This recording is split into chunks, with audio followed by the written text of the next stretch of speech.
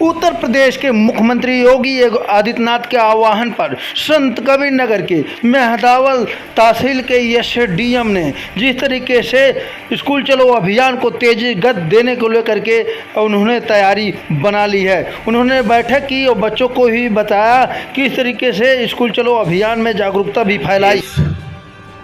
कार्यक्रम में उपस्थित खंड शिक्षा अधिकारी मेहदावल, खंड शिक्षा अधिकारी बेलहर, इस विकास खंड के सभी सम्मानित अध्यापकगण, प्यारे बच्चों, मीडिया से जुड़े सभी साथियों, सब लोग जानते हैं कि आज के कार्यक्रम का उद्देश्य क्या है और ये क्यों किया जा रहा है। ऐसा नहीं कि विद्यालय से कोई ये तथ्य अछूता है कि स्कूल चलो अभियान का जो मूल मोटिव है कि हम ज़्यादा से ज़्यादा लोगों को प्रेरित कर सकें कि वो हमारे शासकीय विद्यालयों, सरकारी प्राइमरी स्कूलों से जुड़े और जुड़ करके अपने बच्चों को इसमें संस्कार युक्त शिक्षा दें। अभी पीओ साहब मेहदावल बेलहर ने एक बात कही, मैं बात वहीं से थोड़ी सी शुरू करूं कि दूरस्थ पोस्टिंग हो जाती है। हम लोग की भी सेवा में लोग मानते थे, पहले धमकी देते थे पहाड़ पे भेज दूंगा, पहाड़ कट गया तो कहते हैं कि बुंदेलखंड भेज दूंगा।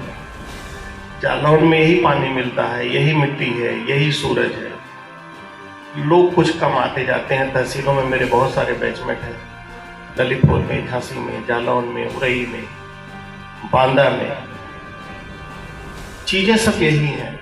और अगर शिक्षा की आरंभिक इतिहास पर आप जाएं तो शिक्षा की शुरुआत, या मुझे लगता है कि सर्वोत्तम शिक्षा का जो कालखंड रहा वो गुरुकुल रहा। गुरुकुल में टेंट नहीं बिकता था, गुरुकुल में बिल्डिंगें नहीं बनती थी। मैंने एक जगह कहीं और भी कहा था कि हम लोग जब स्वयं प्राइमरी स्कूलों में थे तो पीपल के पेड़ के नीचे पढ़ा करते थे।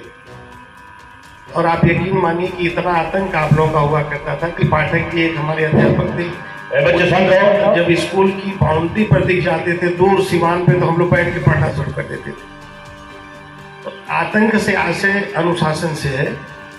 समय के साथ शब्द हमने बदल दिया।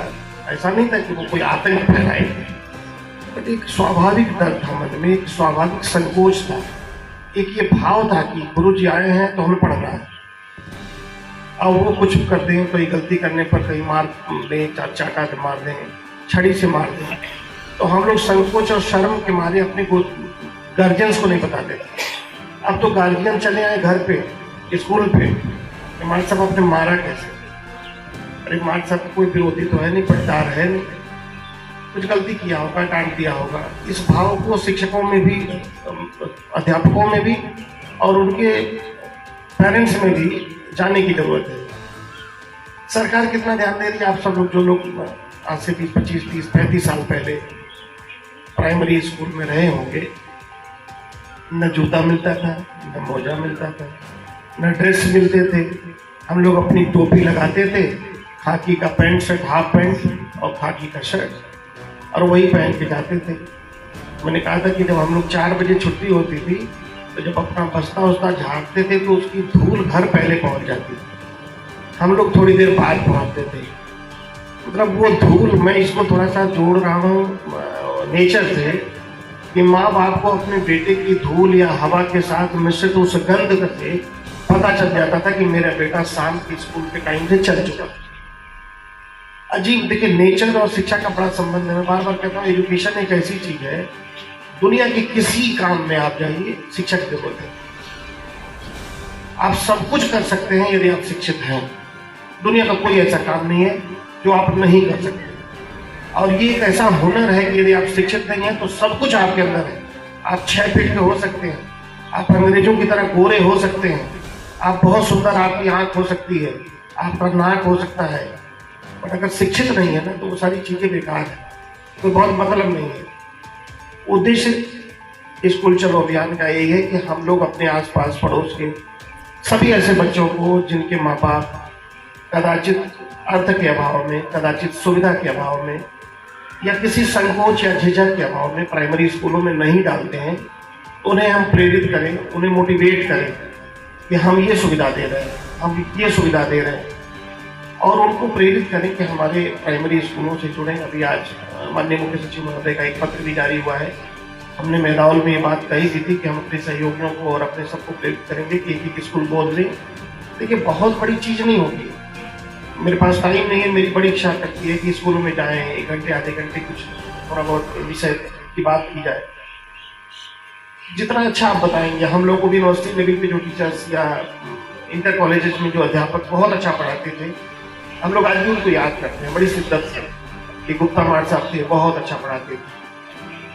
मुझे याद है ग्रेजुएशन में मैं संस्कृत एक मेरा पेपर होता था, उस समय ओज गुण का लक्षण आने वाला था, संभावित था, और मैंने खूब याद किया था। अंत में कॉलेज पहुंचते पहुंचते भूल गया। मेरे एक टीचर थे डॉक्टर गंगाधर मिश्रा जी, मैंने उनसे कहा सर ओज गुण का लक्षण बता दें। उस समय उनको भी स्लिप लगी, अब वो लगे परेशान होने, बाउंड्री में टाइमने लगे। मतलब उनकी बेचैनी मुझे आज भी याद करती है। और ये घटना 87 की है, 87 की। धीरे धीरे बहुत लंबा काल खट हो गया। मुझे ये तो नहीं पता कि उनके मन में क्या चल रहा था, बस उनका जो कदम ताल था वो मुझे अंदर तक अब बेचैन करता है कि एक शिक्षक कितना बेचैन होता है जब किसी अपने छात्र को उसके मनोनुकूल जवाब वो तत्काल नहीं दे पाता है। और ये बेचैनी कहीं ना कहीं उसे बहुत आगे ले जाती है, और ये बेचैनी हम लोगों में भी बनी रहनी चाहिए। और संयोगात वो प्रश्न आ गया कि ओज गुण के लक्षण बचा, और देखिए किस पढ़ा था, दिमाग में था, उस समय स्लिप कर गया। उस समय याद आया कि रिपो महत्वा जशा कृतवा त्वदशी कोशमानुष, ये उसका लक्षण है। वो फिर उनको भी याद आया तो उन्हें टेबल के आगे पीछे लगे टांगने आके उन्होंने देखा कि लिख रहा है कि नहीं लिख रहा। उस समय तक उसको भी स्मरण आ चुका। वो बहुत देर तक घूमते रहे, उसका मुस्कुराते हुए जब खत्म हुआ तो निकले, कहते पाठी लिखा तुमने? हमने कहा लिखा, रिपो महत्वा जशा कृतवा त्वदशी कोशमानुष। आशय है कि मुझे संतुष्टि हुई, उन्हें बहुत संतुष्टि हुई कि मेरा विद्यार्थी या मेरा पढ़ाया हुआ जो बच्चा है वो इस चीज को लिख पाया। मुझे सिर्फ उनका टहलना याद आता है कि आज 34-35 साल बाद मेरे मानस में ये बात अंकित है कि मेरा टीचर कितना बेचैन होता है। ये भाव, ये संवेदना, ये चीजें जब तक हम एक दूसरे को कनेक्ट नहीं करेंगे टीचर और छात्र के बीच, जब तक इस तरह का मतलब संवेग नहीं होगा, और ये भाषा के स्तर पे होगा और भाषा से मानस के स्तर पे होगा, तो जब तक इस तरह के रिलेशन हमारे आपके नहीं रहे। मैं छोटी सी एक बात करूँ, प्रतिकूलता में मत कोई लेगा। जैसे अभी हम वीडियो साहब से चर्चा भी कर रहे थे, जैसे आज विद्यालय में बच्चियां जो कार्यक्रम कर रही हैं, कम से कम उनके ड्रेस प्रॉपर होने चाहिए थे। अभी हमको वीडियो साहब ने व्यवस्था भी बताई कि चूंकि सीधे गार्जियन के खाते में पैसा जा रहा है और उसमें उतना प्रेशर नहीं है, ठीक बात है, मैं सहमत भी हूँ, बट हम मोटिवेशन करें। हम 2 दिन पहले इस पर एक्सरसाइज किए होते कि हमारे 6 बच्चे जो वाणी वंदना करेंगे, उनके 6 गार्जियंस को एक मीटिंग करते कि अपने बच्चों को उस दिन तो अवश्य आप भेजिए, अन्यथा हमारे विद्यालय की नाक कटेगी, हमारे प्राइमरी स्कूल की बेइज्जती होगी। और यह बेइज्जती कहीं ना कहीं आपकी होगी कि आपकी भी बिटिया उसमें थी, आपका भी बेटा उसमें था। मोटिवेट किया जाए, हम नहीं करें कि उसको प्रेशर दिया जाए, अच्छे से कहा जाए, पता नहीं किन परिस्थितियों में उस बंदे ने नहीं खरीदा होगा। तो ये मोटिवेशन बहुत बड़ी चीज है। हम लोग ये क्या करते हैं, हम लोग ड्यूटी मान लिए। मैं कदाचित अपने अधीनस्थों को पत्र भी इस भाषा में लिखता हूँ, हम लोगों ने नौकरी को नौकरी मान ली, नौकरी को संवेदना से जोड़िए, तब आपको आनंद आएगा। जैसे जनार्दन जी ने भी कहा, दूर पोस्टिंग बहुत अच्छा है। मैं 7-7 महीने हो जाता है, 150 किलोमीटर, 250 किलोमीटर का रहने वाला हूँ। 7-7, 8-8 महीने होता है अपने घर माँ बाप से मिलने में, क्योंकि सुबह शाम व्हाट्सएप बात हो जाती है, व्हाट्सएप कॉल कर लेता हूँ, दोनों लोग दिख जाते हैं। तो कभी कभी अपने आप के होने पर पछतावा भी होता है। कभी रात में चाहते थे कि आज हमने अच्छा क्लास दिया। जिस दिन आपको लगे कि आपने अच्छा क्लास दिया, मेरा दावा है कि उस दिन आपको स्वयं में ये प्रेरणा मिले कि मैं कुछ अच्छा किया।